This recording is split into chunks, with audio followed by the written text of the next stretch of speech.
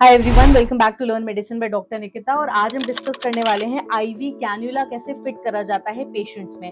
तो ये एक सर्जिकल टॉपिक है। जब कभी भी किसी पेशेंट को हम लेकर आते हैं जिसको बहुत सारे इंजेक्शन अगर हमें एडमिनिस्टर करने हैं या फिर किसी को प्रिपेयर करना है ऑपरेशन से पहले, तो हम आईवी कैन्युला इंसर्ट करना बहुत इंपॉर्टेंट है, सो दैट एक प्रॉपर वेन आइडेंटिफाई कर लिया जाए, है ना, जहाँ पे कैन्युला इंसर्ट करा जाए, सो दैट हमें मल्टीपल इंजेक्शन देना भी ईजी होगा, ड्रिप वगैरह चढ़ाना भी ईजी हो जाएगा। तो प्रोसेस के लिए हमें कुछ चीजें जरूरी हैं जो सबसे पहले यहाँ मेंशन करा हुआ है, जैसे आईवी कैन्युला हो गए, स्टेराइल ग्लव्स हो गए, एंटीसेप्टिक सोल्यूशन जहाँ पे क्लीन करेंगे उस एरिया को आईवी कैन्युला लगाने से पहले। पेशेंट का कंसेंट इसलिए इंपॉर्टेंट है, पेशेंट अनकंफर्टेबल अगर होगा तो वो पुल करने की कोशिश करता है लिम्स को, है ना, उस केस में क्या होता है गलत जगह नीडल लग सकता है, वो ध्यान देना जरूरी है। हाइजीन बहुत इंपॉर्टेंट है, जो भी नर्स या डॉक्टर या जो भी इंसर्ट कर रहे हैं कैन्युला, उनको अपने हाथ जो है क्लीन करने चाहिए, एंटीसेप्टिक सोल्यूशन से ग्लव्स पहना होना चाहिए।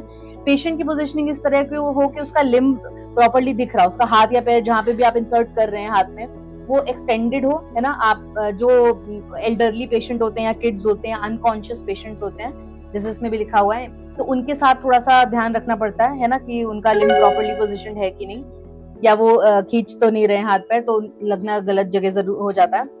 देन हम क्या करेंगे, यहाँ पे नीडल का इंसर्शन 50 से 30 डिग्री एंगल पे होना चाहिए, है ना। जो हमारा स्किन है उसका और हमारा जो कैन्युला है उसके बीच में 50 से 30 का एंगल होना चाहिए। फिर स्टेडली आप नीडल को पुश करते हैं और इस तरह से आप देखते हो कि उसमें थोड़ा सा ब्लड जो है फ्लैशबैक हो रहा है, उससे ही कंफर्म हो जाता है कि हाँ, हमारा जो कैन्युला है वो ठीक से लग गया है। अब आप उसकी स्टेबिलिटी मेंटेन करने के लिए ये चेक करते हैं कि उसमें थोड़ा सा ब्लड वापस आ रहा है कि नहीं, ब्लड रिटर्न हो रहा है कि नहीं।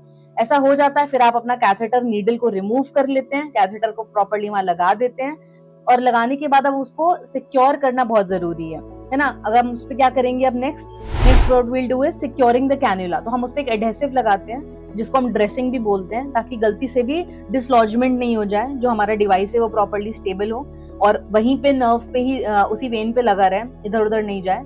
उससे क्या होगा, आपका ब्लड भी बाहर आ सकता है, इंजेक्शन भी गलत जगह लग सकता है।